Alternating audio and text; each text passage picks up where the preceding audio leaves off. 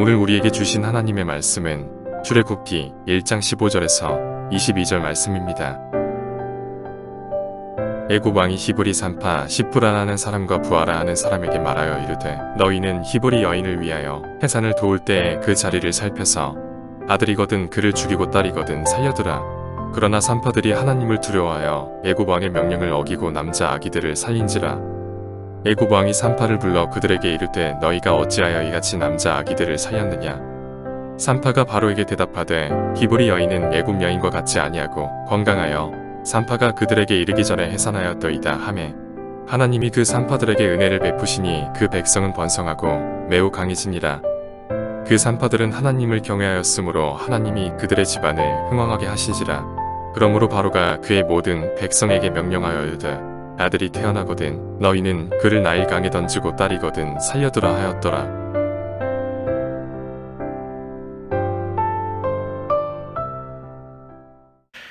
자, 우리가 지난 주일에 출애굽기 1장이 얼마나 중요한지를 살폈어요. 출애굽기 1장은 출애굽기 전체의 표지판이고 방향등이고 목표다. 출애굽기 1장에서 보여주는 것은 두 세계의 충돌, 하나님의 나라와 세상 나라의 충돌, 반드시 충돌을 할 수밖에 없다.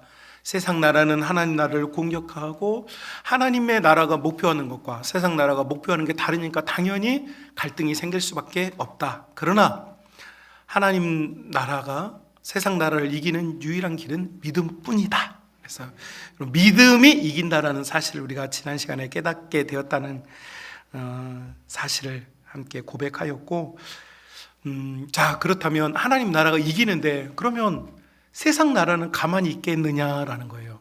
그죠? 세상 나라가 가만히 있겠느냐? 반격을 가하겠죠.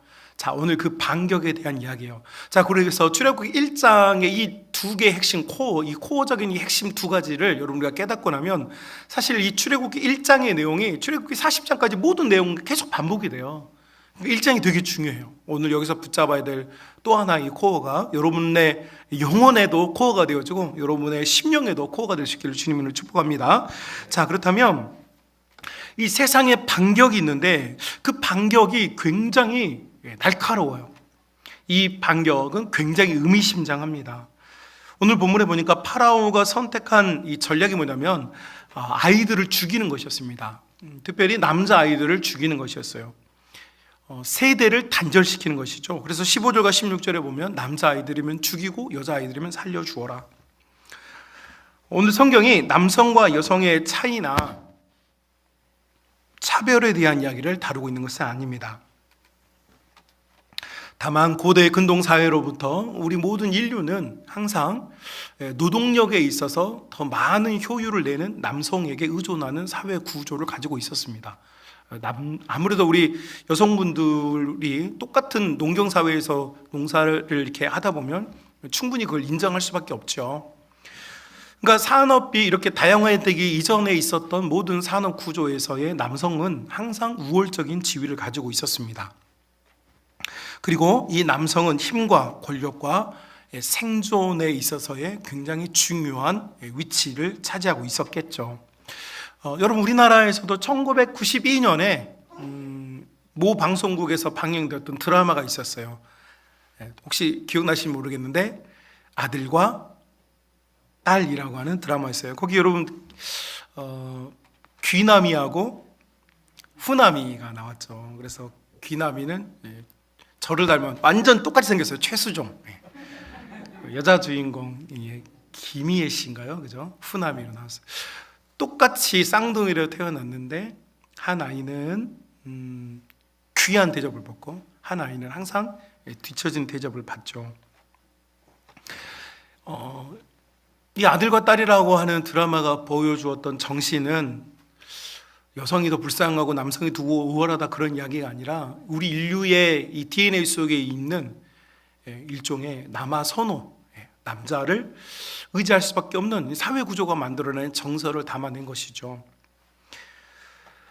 이것이 얼마나 뿌리 깊은 인간의 본능, 인류의 본능인지 이것은 사실 거절하기가 어려워요. 고대 사회일수록 더 그렇겠죠. 그러니까 파라오가 선택한 방법은 다음 세대의 남성들을 제거하는 것이었습니다. 다음 세대의 남성들을 제거한다는 건 그 남성들이 가지고 있는 그 사회의 신앙, 그 사회의 문화, 그 문화를, 역사를 도말하고자 하는 전략이었던 것이죠. 그리고 이것이 얼마나 중요한지 오늘 본문에 보면 처음에 이 파라오 왕은 이 산파들에게, 아이들을 낳는 걸 도와주는 산파들에게 명령을 합니다. 남자아기는 죽이고 여자아기는 살려주어라. 그런데 이 명령이 잘 수행되지 않자, 여러분 보통 그렇잖아요. 어떤 전략이든 한번 시작했다가 잘 안 되면 바꾸기 마련인데, 파라오는 이 전략을 바꾸는 게 아니라 더욱 강화시킵니다. 처음에는 히브리 산파들에게 명령해서 이것이 수행되지 않자, 오늘 본문에 여러분 22절에 보면 애굽에 있는 이집트에 있는 모든 전 국민에게 칙령을 발표합니다. 그래서 히브리인의 가정에서 혹시 아기가 태어나거든, 남자아이면 빼앗아다가 나일강에 가서 던져버려라, 이런 칙령을 발표하죠. 그러니까 히브리인들에게 국한되었던 이 칙령이, 이 법이 전 국민에게 확대될 정도로 파라오는 이 전략을 절대 놓지 않습니다. 왜요? 세대를 단절하는 이 전략이 정말 중요하고 날카롭다는 것을 파라오가 알고 있었기 때문이에요. 그리고 이 전략이 얼마나 중요한지 모세와 파라오의 협상 과정에서도 등장합니다. 10가지 재앙 중에 네 번째 재앙을까지 이렇게 맞았던 파라오가 못 견디겠다. 8장 25절에 보니까 좋아 너희가 지금 사흘길을 가서 예배 드리겠다고 하는데 거기까지 안 가도 좋으니까 여기서 예배하라, 이렇게 말을 해요. 그러니까 모세가 거절합니다. 아니야, 우린 이 문제를 협상할 수 없어. 하나님께서 원하시는 건 우리가 다 광야로 가는 거야, 이렇게 이야기를 해요. 그래서 여러분 이제 8장 28절에 파라오가 이것도 항복합니다. 좋아 유혹하는 거죠. 그래, 그러면 가긴 가는데 너무 멀리는 가지 마, 이렇게 제안을 합니다. 모세가 이것 또한 거절해요. 그리고 나서 흠씬 두들겨 맞은 파라오가 8번째 재앙을 맞고 나서 전격적으로 항복해 버립니다. 여러분, 우리가 이제 10가지 재앙을 생각하는데 파라오가 진짜 항복한 건 8번째 재앙 후에 완전히 손을 들어요. 항복합니다. 그가 모세가 요구하는 걸 다 들어줍니다. 좋다, 오케이, 가. 그리고 너희가 제안한 것처럼 사흘길, 너희가, 모세가 제안하거든요. 우리가 사흘길을 떠나서 하나님 예배하겠습니다, 이렇게 제안하거든요. 그러니까 모세가 말해요. 파라오가 말해요. 좋아, 네가 제안한 대로 사흘길을 가라. 한마디로 말하면 모세가 제안했던 모든 제안을 전격적으로 파라오가 수용합니다. 이게 8번째 제안이었어요. 모세가 완전히 항복해요. 그런데 여러분, 여기서 이제 가장 중요한 문제가 대두가 되는데, 바로 파라오가 네가 말한 대로, 네가 원하는 대로 다 하는데 한 가지만 내가 제약을 하고 싶다. 그게 뭐냐? 바로 너희의 자녀들은 놓고 가라. 이것이 10장 11절에 이렇게 말해요. 파라오가 내세운 전략이었어요. 영적 의미를 좀 담아보면 이거죠. 그래, 내가 너 새벽기도 가는데 어떻게 맞겠냐? 네가 기도하겠다는데 어떻게 맞겠냐? 네가 예배드리겠다는데, 네가 봉사하겠다는데, 네가 뭐 열심히 신앙생활 하겠다는데, 내가 너를 막지를 못하겠다. 그래, 열심히 해라, 열심히 해. 그런데 너의 자녀는 놓고 가라. 여러분, 저는 목회하는 동안, 지난 한 세대 동안, 한 세대가 보통 30년인데요 한 세대 동안 들었던 이야기고, 여러분도 들었던 이야기고, 우리가 했던 이야기입니다. 결국 부모들은 아이들을 학원과 성적과 과외와 친구와 특별 활동이라는 곳에 두고 부모들만 예배자가 되어버렸습니다. 주위를 둘러보십시오. 학원 복음화 협의회가 발표한 보고에 의하면 이미 우리 사회의 복음화율은 1%대까지 떨어졌습니다. 여러분 말고요. 여러분의 자녀 세대, 영유아 세대들. 한마디로 말하면 세상 나라의 세대 차단 전략이 성공한 거죠. 여러분들은 엄청 열심히 신앙생활 하잖아요. 여러분은 막 열심히 최선을 다해서 신앙생활을 해요. 근데 문제는 뭐냐면 우리의 자녀들이죠. 하나님 나라의 힘이 어디에 있는가? 세상의 반격은 우리의 자녀들을 괴롭히지 마라, 내버려 두라고 말해요. 제가 실제로 특정한 교회를 언급할 수는 없고 한 교회에서 많이 배운 분들 사이에서 목회를 좀 해보니까 재미있는 현상을 발견했는데 그런 이야기 하더라고요. 제가 진짜 들은 이야기예요. 목사님, 저에게도 인격이 있고 저 아이들도 인격이 있는 거 아닙니까? 그러니까 저 아이들이 나중에 자라서 예수님을 영접할 나이가 되고 아이가 믿음이 변치 않아서 나중에 교회 다니다가 뭐 예수님 영접해야 그게 뭐 신앙생활이지. 뭐 제가 뭐 교회 끌고 다닌다고 신앙이 되겠습니까? 그러면서 하는 게 뭐냐면 교회 가고 싶다 하면 데려오고 교회 오기 싫다고 그러면 집에 놔두고 게임하고 그냥 학원 가고 그렇게 한다는 거예요. 아, 그 소리를 듣고 얼마나 그렇게 마음이 상한지, 얼마나 속상했는지 몰라요, 여러분.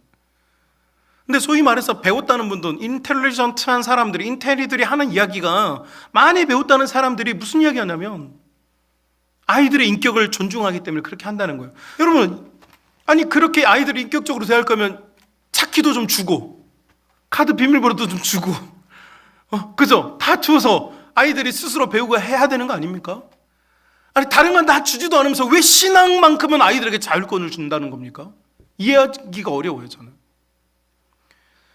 여러분, 소위 배웠다는 사람들이 소위 많이 성경을 배웠고 대학 시절에 선교단체에서 활동을 하고 교회의 중직자가 되어지는 사람들이 이런 이야기를 하는 세상이 되었어요.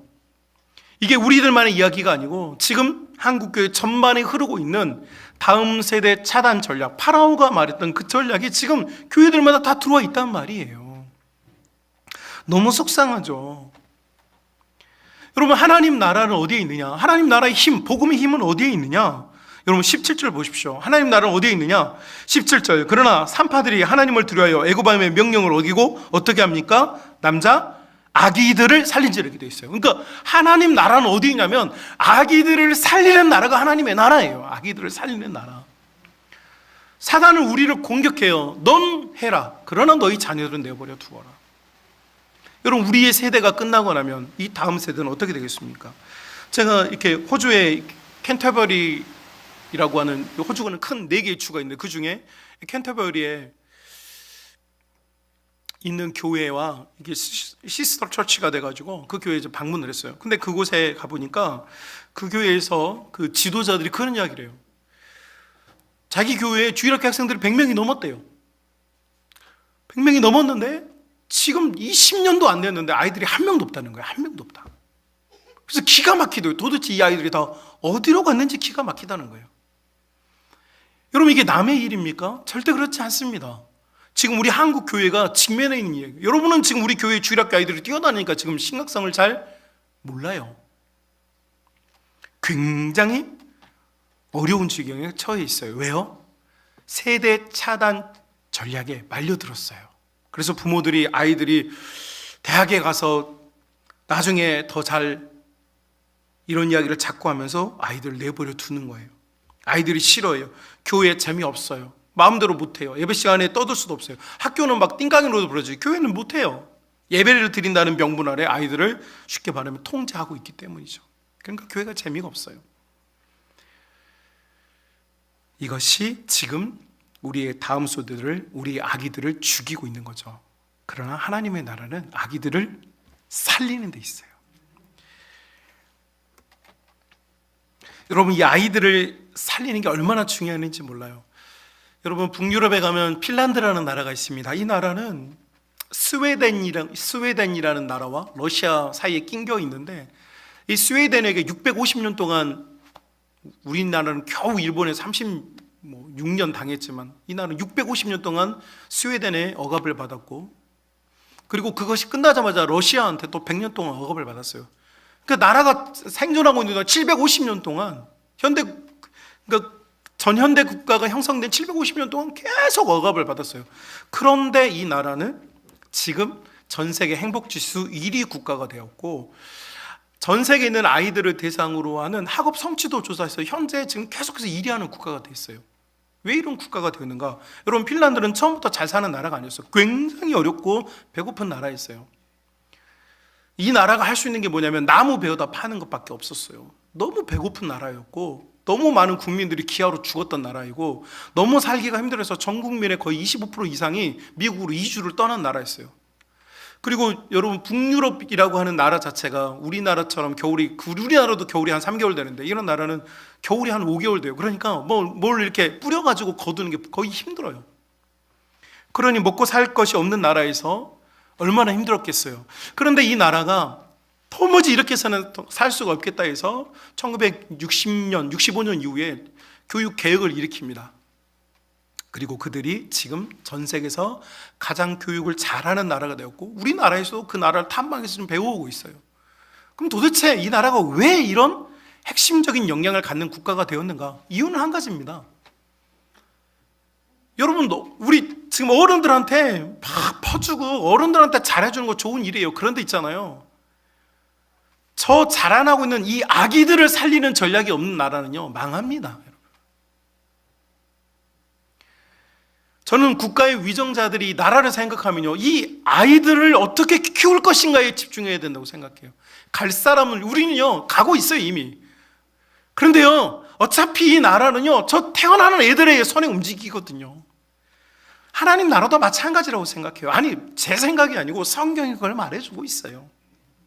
결국 우리의 아기들을 살릴 것이냐 죽일 것이냐의 문제에 달려있는 것이죠.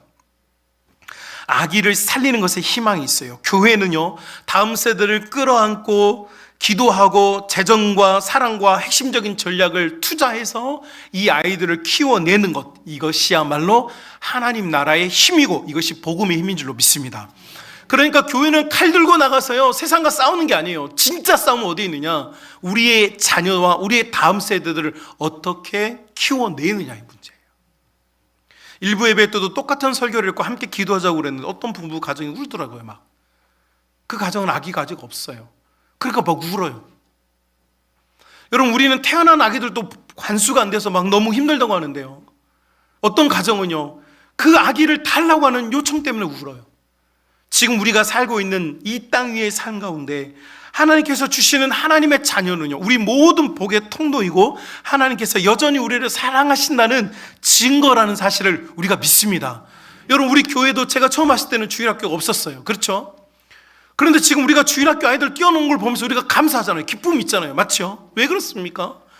결국 하나님이 우리를 사랑한다는 증거는 어디 있냐면, 그 증표를 우리가 어디 가서 얻을 수 있냐면 바로 이 아기를 살리는 데 있기 때문이에요. 아기들을 살려내는 데.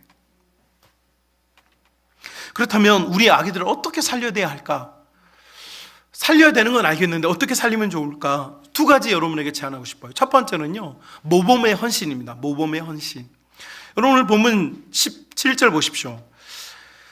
파라오가, 당시의 모든 생사 여탈권을 가진 파라오가 산파들에게 명령합니다. 자, 남자아이 태어나면 다 죽여. 너희가 그 아이들을 죽이지 않으면 내가 너희를 죽일 거야. 이게 파라오의 명령이었어요. 그런데 17절, 산파들이 누구를 두려워합니까? 하나님을 두려워했다 이렇게 있어요. 여러분, 이제 한국어 성경으로는 두려워하다라고 번역이 되어 있지만 원래 히브리어 원 단어는 경외하다는 뜻이에요. 여러분, 경외하다는 말은 어디서 나옵니까? 믿음이 있을 때 경외하는 거죠. 그러니까 히브리 산파들이 하는 게 뭐냐면 하나님을 무서워하는 게 아니라 하나님을 믿는 거예요. 생명은 원래 누구 거예요? 하나님의 것이에요. 하나님께서 하시는 거예요. 하나님께서. 다만 하나님께서 하시는 일에 나는 참여하는 거예요. 여러분, 우리가 참여하는 가장 중요한 것이 뭐냐면 헌신입니다. 모범의 헌신이에요. 저희 아버지께서 걸은 거리가 우리 어머니 표현에 의하면 이제 오리걸음이라고 그래요. 저는 잘 몰랐어요. 뭐 어머니가 그렇게 말씀하시는가 보다 그런가 보다 했어요. 근데 저희 남동생과 잘 만나지 못해요. 명절이어도 제가 교육자 생활을 하다 보니까. 근데 어느 날 이제 만나가지고 함께 산소를 갈 일이 있었는데 저희 아버지가 앞서 걸어가시고 저는 이제 조카들 막 얘들 챙겨가지고 막 이렇게 가는데 그 다음에 따라가는 게 저희 이제 남동생이 따라가는 거예요. 동생이 따라가는데 뒤에서 보니까 막 너무 웃긴 거예요. 우리 아버지가 걷는 걸음하고 저희 동생이 걷는 걸음이 똑같더라니까요. 여러분, 제 동생이 우리 아버지의 걸음걸이를 과학적으로 연구하고 논문을 써가지고 내가 저걸 닮아야지라고 노력했겠어요? 아니에요. 여러분, 우리는 본능적으로요, 눈에 보이는 모든 걸 닮게 돼 있어요. 그것이 좋은 것이건 그것이 나쁜 것이건. 하다못해 걸음걸이도 그래요. 그렇다면 우리의 신앙, 우리의 아기들 바라보는 나의 신앙은 어떻게 될까요? 여러분, 우리는 우리의 자녀들이 다 다윗처럼 되길 바라시죠? 다 에스더처럼 되기를 바라시죠? 다 다니엘처럼 되기를 바라시죠? 자, 그렇다면 여러분, 내가 그 사람이 돼야 되는 거예요. 나는 아니면서 우리 아이들은 다니엘이 되고 내 아이들이 에스더가 되길 바란다? 저는 우리 한국교회 되게 병폐가 이거라고 생각해요. 나는 그런 생활을 나는 우리 자녀들이 그걸 원해. 그러면서 나는 그걸 안 해. 나는 다니엘처럼 결단하고 기도하지 못해. 나는 다윗처럼 하나님을 진실하게 예배하지 못해. 나는 에스더처럼 죽으면 죽으려는 각오가 없어. 그런데 내 자녀들은 그렇게 되길 바래. 그러니 그게 나올 가능성이 별로 없는 거예요. 내가 다윗이 돼요. 내가 다니엘이 되고 내가 에스더가 되어야 내 자녀가 그걸 보는 거예요. 내가 교육하면서 앉아서 A부터 G까지 가르치는 게 아니라 내 삶의 모습을 보면서 아이들은 그걸 따라오는 것이죠. 그래서 우리에게 필요한 아기들을 살리는 중요한 전략 중에 하나가 바로 모범의 헌신이에요. 제가 일부 예배 때 특별히 새벽 예배 나와가지고 예배 태도가 굉장히 좋은 가정이 있어요. 어떤 권사님이 있어요. 예배 태도가 너무 이뻐. 눈이 말똥말똥해가지고 그렇게 쳐다보고 있어. 근데 제가 보니까 그 자녀도 그렇게 하더라니까요. 그러니까 여러분의 예배 태도를 보면요, 여러분의 자녀들의 예배 태도가 다 나와요. 왜요? 아이들은 여러분을 등 뒤에서 보고 배웠기 때문이죠. 그래서요, 우리는 내가 모범을 보인다고 하는 것은 단순히, 여러분, 인간은 원래요 이기적이에요. 나를 동정해요. 내가 힘들어, 내가 아파, 내가 여기가 아파, 내가 지금 외로워, 지금 내 상황이 이래, 내가 고통스러워, 내가 지금 이런 문제에 빠져 있어. 다 인간은 본능적으로 자기 위로를 하고 자기에게는 굉장히 관대해요. 그러다 보니 신앙생활도 그렇게 될 가능성이 높아요. 그러나 여러분, 신앙생활은요, 나만 하는 게 아니에요. 내 자녀와 지금 공유하고 있는 거예요. 지금 내 자녀는 나보고 있어요. 이것이 언제가 될지는 몰라도 내게서 배운 것이 그대로 다 묻어나게 돼 있어요. 그러니 지금 내가 힘들고 지치고 낙심되고 짜증나고 괴로워서 모든 걸 다 집어 던져버리고 싶은 그런 욕구가 있더라도, 아니야, 이 신앙은 내 신앙뿐만 아니라 내 자녀들의 신앙이기도 해. 우리 교회, 내가 예배드리는 이 모습이 우리 교회 전체 다음 세대 공동체의 모습이기도 해. 그러니 내가 어떻게 해야 돼? 정신을 바짝 차려야 돼. 피곤해도 눈을 번쩍 뜨고 힘들어도 하나님을 향한 예배로 무장을 해야 돼. 사랑하는 우리 성만 가족 여러분, 우리 아기들을 살리는 방법, 여러분이 모범의 헌신을 통하여서 섬길 수 있기를 주님의 이름으로 축복합니다. 두 번째는요, 이 히브리 산파들이 하나님을 경외해요. 하나님을 믿어요. 그런데 아기들을 죽이지 않았어요. 아기들을 죽이지 않고 파라오가, 야, 이상하다, 난 분명히 지금 명령을 했는데 왜 자꾸 남자아이들이 살아서 돌아다니고 있는 거야? 왜 그러는 거야? 라고 파라오가 추궁을 하자 히브리 산파들이 하는 말이, 파라오님, 저희가요 파라오님 명령을 듣고 싶지 않은 게 아니라고요. 그게 아니고요, 저희가요 가보면 이미 애를 낳았어요. 히브리 여인들은요 굉장히 건강해가지고 우리가 가기 전에 애를 다 낳고, 그런데 저희가 어떻게 그 아이들을 죽일 수 있겠어요? 라고 이야기를 해요. 여러분, 이 히브리 산파들이 지금 진실을 말하고 있는 걸까요? 거짓을 고하고 있는 걸까요? 자, 뭔지는 몰라. 어떤 분들은, 어떤 설교자들은 각각의 자기 의견을 가지고 이 본문을 대하려고 해. 저는 근데 이것이 진실인지 거짓인지에는 관심이 없고, 제가 주목하려고 하는 건 이거예요. 히브리 산파들이 파라오가 이런 이야기를 할 때 뭘 하고 있어요? 파라오에게 대답을 하고 있죠. 여러분, 파라오와 이 히브리 산파들 사이에 뭐가 오고 가고 있어요? 대화가 오고 가고 있어요. 이걸 우리는 컨버세이션이라고 그래요. 이 컨버세이션 한다, 뭔가 서로 소통을 하고 있는 거죠. 근데 이 소통이, 세상 나라는 우리를 향하여서 우리를 죽이는 요구를 하고, 하나님 나라의 사람들은 죽이는 요구 앞에서 어떻게 대답합니까? 아이들이 사는 이야기를 하는 거예요. 자, 그러니까 분명히 대화를 하고 있는데 이 대화가 향하는 낙착점이 달라요. 파라오는 죽음에 대해서 이야기하고 산파들은 삶에 대한 이야기를 하고 있어요. 자, 여러분, 저는 이게 굉장히 중요하다고 생각하고 이게 우리가 해야 될 일이라고 생각해요. 여러분, 우리가 파라오는 없어요. 지금 우리가 파라오에게 뭔가 이야기할 필요는 없어요. 그런데 우리가 지금 해야 될 게 뭐냐? 바로 하나님과 컨버세이션, 하나님과 대화가 필요한 거죠. 어떤 대화요? 우리는 교회에서 이걸 뭐라고 정의하냐면 기도라고 정의하죠. 여러분, 우리가 아이들을 생물학적으로 잘 키워낼 수 있어요. 좋은 교육 환경이라든지 풍부한 물산을 가지고 아이들을 키워낼 수도 있어요. 그런데 정말 하나님 나라의 아기들이 사는 방법은 거기에 있지 않고 어디에 있느냐? 바로 기도의 헌신에 있다는 거예요. 기도의 헌신. 기도로 키운 아이는 절대 실패하지 않습니다, 여러분. 기도로 키운 아이는요, 절대 망하지 않습니다. 반드시 살 길을 하나님이 열어주십니다. 반드시 하나님께서 역사해 주십니다. 왜요? 기도를 들으시는 분이 하나님이시니까. 여러분, 기도를 하나님 듣지 않는 게 아니에요. 그래서 이 산파들이 했던 것처럼 우리가 지금 해야 될 길이 뭐냐?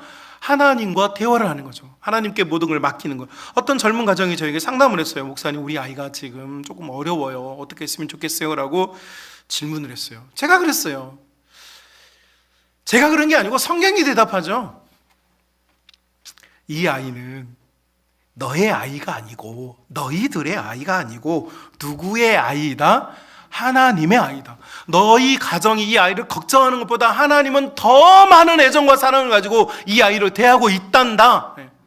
이 아이가 가지고 있는 불편함, 이 아이가 가지고 있는 조금 부족함, 이 아이가 가지고 있는 빈곤, 이건 문제 안 된다. 왜? 하나님이 이 아이를 걱정하고 있으니까. 모세는 버림받는 아이, 버려진 아이, 물에 빠뜨려질 아이의 운명을 타고났지만 하나님이 관심이 있으시니까 이 아이는 살려내는 거예요, 여러분. 세상에 많은 부모들이 아이들을 강에 던져요. 세상의 흐름의 강물에 던지고, 세상의 유행의 강물에 던지고, 세상이 바라는 강물에 아이들을 던져요. 거기서 아이들이 세상에서 지혜로운 자, 세상을 이기는 자가 되기를 바라면서 던져요. 그러나 여러분, 강물에 던진 아이는 다 죽어요. 그러나 하나님께 바쳐진 아이는요, 반드시 살게 됩니다. 우리 부모님들 낙심하지 마십시오. 여러분의 자녀들 위해 기도했는데 여러분이 원하는 대로 되지 않았습니까? 여러분이 원하는 것보다 하나님은 더 원하고 계세요. 하나님의 in his time, 그분의 때 하나님께서 하나님의 일을 하실 겁니다. 다만 우리는 뭘 하는 거냐면 하나님께 요청하고 하나님께 이 아이를 맡겨야 돼요. 저도 마찬가지지만 저의 욕구 중에 하나도 내 자녀니까 내가 마음대로 하고 싶은 욕구가 있어요. 뭐 이런 이야기 들으면 여러분 크게 웃으실지 모르겠지만 저는 우리 아이, 큰아이가 원래 임신이 안 됐다가 3, 4년 만에인가 임신이 됐어요. 그 기도로 임신이 됐어요. 하나님의 은혜로 임신이 됐는데 제가 뱃속에 있는 10달 동안 엄청 기도했어요. 그래서 기도하기를 남자아이로 태어나면 총신대에 보내서 목사를 만들고 여자아이로 태어나면 하버드로 유학을 보내서 국제변호사를 만들어야지라고. 웃어야죠 여기서 지금 여러분이. 아니 지금 심각하게 지금 딸리가 있는데 여러분 왜 웃어요? 아니 제가 그 10달 동안 기도했다니까요. 제가 새벽마다 기도했어요. 저 새벽에 2시간씩 기도했는데 하나님 우리 아들 나오면 종신, 딸 나오면 하버드, 이거 기도했단 말이에요. 저 엄청 열심히 기도했어요. 근데 최근에 일어난 일을 보니까 일단 딸로 태어났어요. 종신은 날라갔어. 하버드.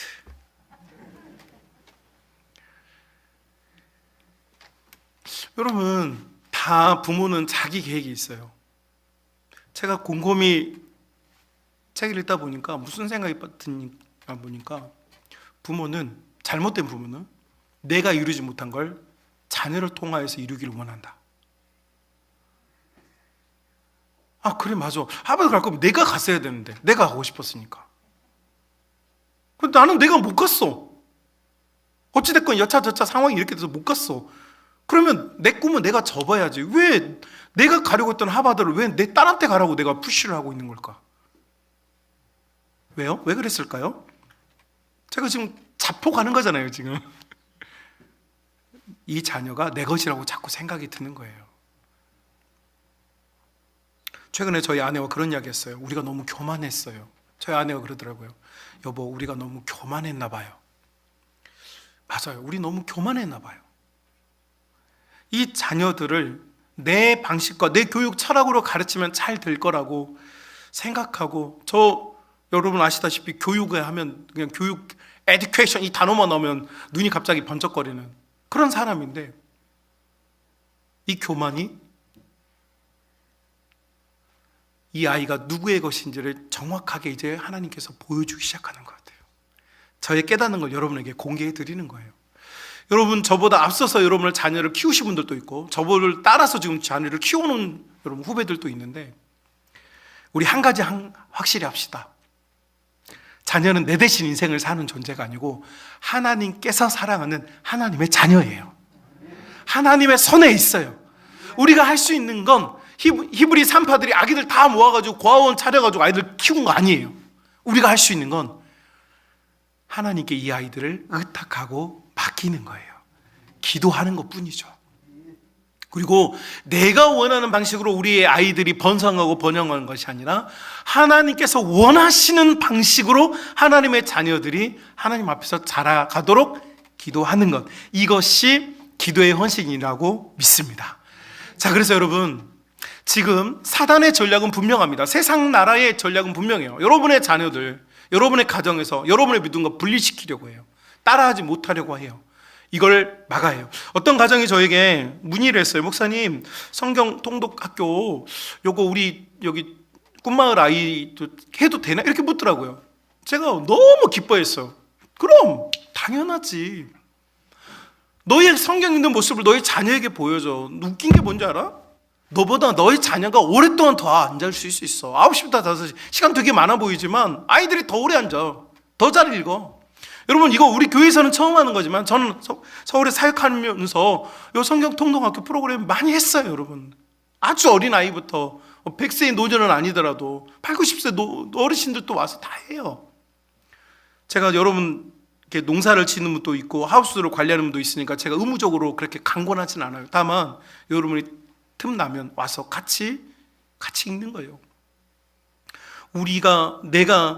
제가 우리 젊은이 세대, 특히 우리 젊은 30, 40대 가정들에게 늘 하는 얘기 있잖아요. 얘들한테 공부하라고 하지 말고 네가 공부 좀 해라.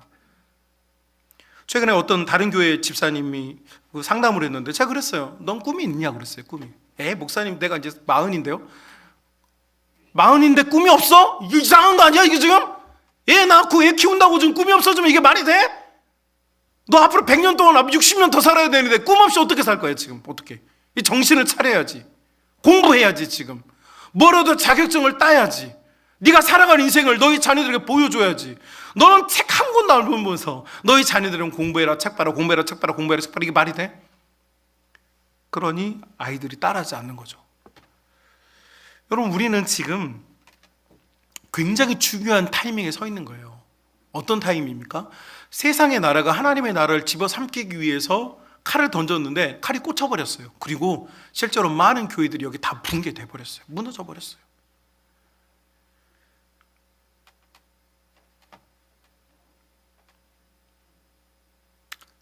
하나님의 나라는 아기를 살리는 데 있어요.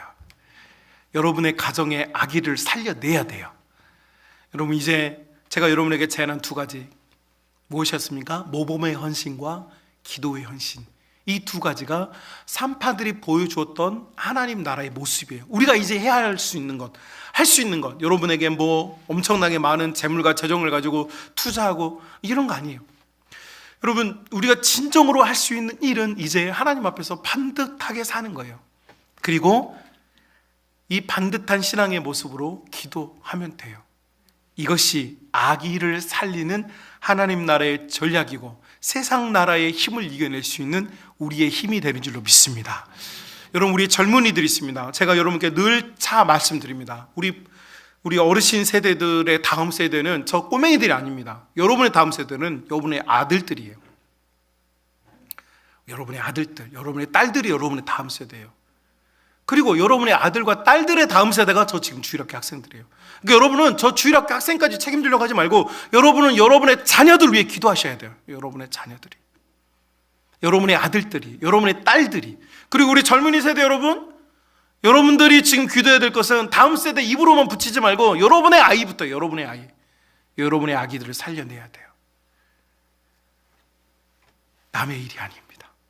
지금 우리의 일이에요. 이것이 여러분, 이런 일이 있을 때 무슨 일이 일어나는 줄 아세요? 하나님께서 여기에 대한 응당한 보응에 대한 이야기를 다루어주고 있어요. 이거 같이 살펴보고 기도했으면 좋겠어요. 이렇게 볼까요, 여러분? 20절과 21절 보세요. 아기를 살리는 가정, 아기를 살리는 교회에 일어난 일이 무엇이냐? 자, 20절. 하나님이 그 산파들에게 은혜를 베푸시니 어떻게 됩니까? 그 백성은 번성하고 강해져요. 자, 여러분 이거 굉장히 중요하죠. 아기를 살리는 산파 때문에 무슨 일이 일어나냐? 그 민족이, 그 교회가 어떻게 되는 거예요? 번성하고 강해지는 거예요, 여러분. 아기를 살리니까 교회와 가정과 그 민족이 사는 거죠. 자, 뿐만 아니라 무슨 일이 일어나느냐? 21절 보십시오. 그 산파들은 하나님을 경외하였으므로 하나님이 그들의 집안을 어떻게 해요? 부흥하게 하는 거죠. 그 집안을. 자, 그러니까 하나님께서, 여러분이 20절과 21절이 엄밀하게 말하면 다른 이야기인데 같은 이야기죠. 또 같은 이야기인데 다른 말로 써놨어요. 이 산파들이 했던 헌신, 이 산파들이 했던 섬김을 통하여서 그 결국은 뭡니까? 그 가정도 살았고 그 민족도 살았고 그 교회도 산 거예요, 여러분. 거기에 하나님의 복이 있는 거예요. 지금 우리가 정말 복을 원하죠. 복을 원하지 않는 사람이 없어요. 다 복을 원해요. 그런데 여러분, 우리에게 진짜 복은 어디서 오느냐? 우리가 우리 아기들을 살릴 때예요. 제가 우리 지금 주일학교 꿈마을하고 킹스키즈 담당 교육자입니다. 담당 교육자예요. 제가 일부 예배 끝나면 지금 부서에 가가지고 지금 제가 갑니다. 지금 교육자가 부족해가지고 제가 현장에서 지금 주일학교 하고 있어요. 설교만 지금 여기서 하고 있어요. 마음은 지금 주일학교에 있어요. 지금 꿈마을하고 킹스키즈에 있어요. 비전마을은 지금 이창범 목사님 맡아서 하고 있고. 제가 지금 주일학교에 가서 제일 먼저 한 게 뭔지 아십니까? 교사들, 당신이 각성하십시오. 비전을 가십시오. 꿈을 가지십시오. 교사 교육은 이렇게 하는 겁니다. 교사는 이런 프로파일을 가지고 아이들을 어떻게 대해야 됩니다. 이런 거 하지 않았어요. 가장 먼저 한 게 뭐냐? 교사 기도회를 만든 거였어요. 교사 기도회가 없었어요. 그래서 교사가 기도해야 된다. 기도하는 교사는 아무 똑똑하거나 지식이 많거나 타고나거나 웃기지 않아도 진실이 통하게 만든다. 선생님들이 막 재밌고 막 코미디 막 하고 막 해야 아이들이 좋아합니까? 아니에요, 여러분. 기도하는 교사를 아이들은 따를 수밖에 없어요. 왜요? 우리는 다 영적인 하나님의 자녀이기 때문이에요. 그래서 교사 기도회를 하고 있어요, 지금. 교사 기도회를 하니까 교사들의 눈이 띄어져요. 우리 찾아오는 아이들 출석 체크하고 오늘 뭘 가르칠까? 그건 이미 주중에 끝나야죠. 오늘은 기도하고 아이들을 맞아들이고 오늘 아버지 못하는 아이들 위해서 같이 울고 아픈 아이들 위해서 기도하고. 우리 교회에 지금 아픈 아이들이 많아요. 정말 많아. 지금 셀 수가 없어요. 근데 그 아이들 위해서 선생님들이 기도하는 것, 이것이 아기를 살리는 전략이에요. 그래서 우리 같이, 우리 성만 가족 여러분, 하나님께서는요, 우리가 복을 받는 비결을 다른 곳에 두지 않고 아기를 살리는 공동체, 아기를 살리는 가정에게 복을 주시기로 작정하셨고 이미 그것은 선언되고 있어요. 그리고 그 일은 이미 일어나고 있는 줄로 믿습니다. 자, 그러니까 우리가 해야 될 일은요, 다른 게 아니에요. 칼 들고 나가서 복음 외치는 게 아닙니다. 우리가 진짜 교회가, 성도가 해야 될 일은 복음 안에 완전히 사로잡혀서 우리의 아기들을 살리는 거예요. 여러분, 미국 교회는 우리보다 이미 한 세대 앞서 있어요. 항상 그렇게 말하죠. 문화건 뭐 경제건 어떤 것이건 다 한 세대 앞서 있어요. 그런데 우리 한국 교회 그걸 따라가고 있는데 미국 교회는 이미 30년 전에 침체기를 경험했어요. 80년대 이후로 미국 교회는 엄청난 침체기를 경험했고 많은 성도들이 교회를 떠났어요. 그런데 그 와중에 지금 살아나는 교회들이 있단 말이에요. 살아나는 교회들, 힘이 생기는 교회들이 있어요. 이런 교회들의 특징은 두 가지입니다. 첫 번째, 복음주의적인 설교가 있는 교회. 다시 말하면 성경을 성경대로 믿는 교회. 너무 안타깝게도요, 전 세계 90% 이상이 넘는 교회들이 여러분 성경을 성경대로 가르치지 않습니다. 성경을 성경대로 믿지 않아요. 최근에 제가 옛날에 가르쳤던 제자가 결혼해가지고 어떤 교회를 갔는데 그 교회에 거기 지금 굉장히 막 충돌이 있다는 거예요. 설교를 듣다 보니까 너무 답답하다는 거예요. 설교 내용이 뭐냐니까 예수님이 무리를 어떻게 걸어. 예수님이 무리를 어떻게 걸어요. 서커스 맨도 아닌데 어떻게 하는 거예요. 파도 치는데 예수님이 그 바닷가에 서 있어. 그럼 파도가 막 치니까 멀리서 보면 예수님이 어디에 서 있는 것처럼 보여? 물 위에 서 있는 것처럼 보인다는 거예요. 이런 식으로 성경을 왜곡하고 성경이 가지고 있는 예수님의 그 신성과 그분의 기적들을 폄훼하고 이런 일들이 지금 엄청나게 한국 교회 강단에도 많아요. 지금 한국만 그런 게 아니라 전 세계 강단의 90% 이상 이미 자유주의 강단으로 바뀌었어요. 그런데 그럴수록 교회는 쪼그라들어요. 그럴수록 성도는 쪼그라들어요. 그럴수록 믿음은 약화돼요. 그런데 성경은 하나님의 말씀, 1.1획도 변치 않는 하나님의 말씀, 하나님의 말씀은 반드시 성취되고 성취되어지는 그 역사로 말미암아 우리가 산다라고 하는 그 약속을 믿는 이 말씀을 말씀대로 설교하고 말씀대로 전파하는 교회는 지금 살아나고 있어요. 그 중에 한 교회가 메리너스 교회죠. 두 번째 특징이 뭐냐면 바로 다음 세대에 대한 투자를 아끼지 않는 거예요. 제가 처음 서두에 여러분의 핀란드라고 하는 나라를 소개를 했습니다. 제가 그 나라의 전문가는 아니지만 교육에 관한 책들을 찾아보고 또 여러 가지를 지식을 찾다 보니 핀란드라는 나라가 왜 그렇게 강성한 국가가 되었는가. 결국 국가가 가지고 있는 GDP의 상당히 많은 부분을 교육에 투자하고 있어요. 대학생까지 다 무료예요. 교육이 전체 다 무료. 학교에서 먹는 급식도 다 무료예요. 엄청나게 많은 재정을 투자하고 있어요. 그런데 최근에 국가 경쟁이 조금 어려워지면서 어떤 총리가 좀 나라가 어려우니까 학생들 이거 좀 너무 지금 우리 전체 파이 중에 너무 교육 파이가 크니까 이걸 좀 줄여야 되겠다 이렇게 재정에 대해서 이렇게 논의를 하니까 전 국민들이 지금 피켓 들고 지금 대응하고 있어요. 그런 토픽이 있어요. 왜 그러느냐? 그 작고 보잘것없는 다른 나라의 750년 동안 식민 지배 받았던 그 나라가 지금 행복 국가가 되어지고 힘을 가지게 된 가장 중요한 이유는 그들이 아무리 힘들고 어려워도 교육에 대한 투자를 줄이지 않았다는 거죠. 지금 우리도 마찬가지예요. 제가 말하는 교육은 있잖아요. 제가 여러분에게 언급했습니다. 가나다라를 가르치고 ABCD를 가르치고 니얼산스를 가르친 게 아니에요. 진정한 교육은, 신앙의 교육은 모범과 기도에 있어요. 이게 줄어들면 안 돼요. 그런데 안타깝게도 교회들이 이게 지금 줄어들고 있어요. 모범을 보이는 성도들이 다 천국 가고 모범을 보이지 않는 성도들이 교회를 채우고 있고, 기도로 모범을 보였던 기도의 어머니들이 다 천국 가고 모범을 보일 수 없는 사람들만 이제 남아가고 있어요. 결국은 교회 파이로 보면 전체적인 하나님 앞에서 투자라고 하는 이 하나님 나라의 투자가 지금 계속 줄어들고 있는 거죠. 이게 무서운 거예요. 사랑하는 우리 성만 가족 여러분, 우리 교회는요, 하나님이 주신 역량 중에 우리 다음 세대, 우리 자녀 세대, 하나님의 세대를 일으키는 것에서 있어서의 이 투자를 멈추지 않는 교회가 됩시다. 하나님의 말씀을 진리대로 선포해주고 이 말씀이 아이들의 삶과 인생에 제대로 작용할 수 있도록 우리가 여러분 끝까지 품어야 돼요. 그래서 내 아이만 잘 되는 게 이게 문제가 아니에요. 우리의 아이들, 우리의 다음 세대들, 우리 교회만 잘 됐어도 안 돼요. 우리의 하나님 나라의 모든 아이들이 하나님의 은혜와 사랑 속에 자라날 수 있도록 지금 깨어 경성하고 기도해야 돼요. 여러분, 마귀가 제일 좋아하는 게 뭐냐면 여러분의 아이를 아프게 하는 거예요. 여러분의 아이를 아프게 하면 어떻게 됩니까? 여러분은 그 아이에게 목숨을 걸어요. 그 아이 아픈 것에만 모든 신경을 다 쏟아요. 그럼 무슨 일이 일어나는 줄 아세요? 다른 아이가 아프든 다른 가정에 무슨 일이 있든 관심이 없어져요. 저는 제가 여러분에게 목회자로서 한 사람의 신앙인으로서 정말 간절하게 호소합니다. 우리에게 일어나는 이 일들은요, 우리가 보기엔 너무 커 보이는 일이지만 하나님 눈에는요, 하나님의 손가락은 아무것도 아니에요. 하나님의 힘을 믿고요, 우리 자녀를 포함한 모든 세대의 아이들이 하나님의 자녀가 될 수 있도록 우리는 기도해야 될 줄로 믿습니다. 지금 이게 우리가 해야 될 일이에요. 지금 우리가 해야 될 일이에요. 우리 가정 겨우 내 아이 하나 둘 가지고 씨름하고 있으면 안 돼요. 주님은 우리로 하여금 우리의 이 세대 아이들을 울도록, 지금 우리 아이들을 위해서, 우리 청년들을 위해서 울도록 하나님 요구하고 있어요. 여러분의 자녀들은 잘 되고 있습니까? 여러분 자녀들의 가정 문제가 없습니까? 거기서 멈추면 안 된다는 거예요. 지금 멈추면 안 되고, 아픈 가정, 깨어진 가정, 상한 가정, 괴로운 가정, 넘어진 가정, 지금 우리가 품어야 될 자녀들이 얼마나 많아요. 우리 교회에 있는 청년들이 얼마나 많습니까?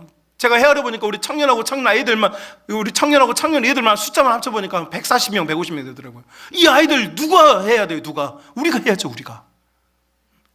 지금 교사들이랑 젊은 사람들 다 일부 예배 드리고 다 지금 교육에 갔잖아요. 여기 있는 분들 우리가 해야죠. 지금 우리가 여유가 없어요. 우리가 여유가 없어요. 제가 여러분에게 늘 왜 기도해야 된다고 하는지 여러분 아시겠습니까? 왜 제가 강단을 못 떠나고 제 골방에서 그렇게 주님에게 부르짖는지 이유를 아시겠습니까? 여러분, 다 내 자식들입니다. 다 내 자녀들입니다. 다 내 손자고 다 내 손녀고 다 하나님의 자녀들입니다. 이 자녀들 우리에게 맡겨주셨으니, 다른 교회에 맡겼으면 어쩔 수 없잖아. 그러나 우리에게 맡겨주셨잖아요. 우리에게, 나에게 맡겨주셨잖아요. 맞죠? 그러니까 내 자녀들이죠. 내 새끼들이죠. 품고 아기들을 살리는 교회, 아기들을 살리는 가정, 아기들을 살리는 하나님 나라가 여러분 가운데 일어날 수 있기를 주님의 이름으로 축복합니다.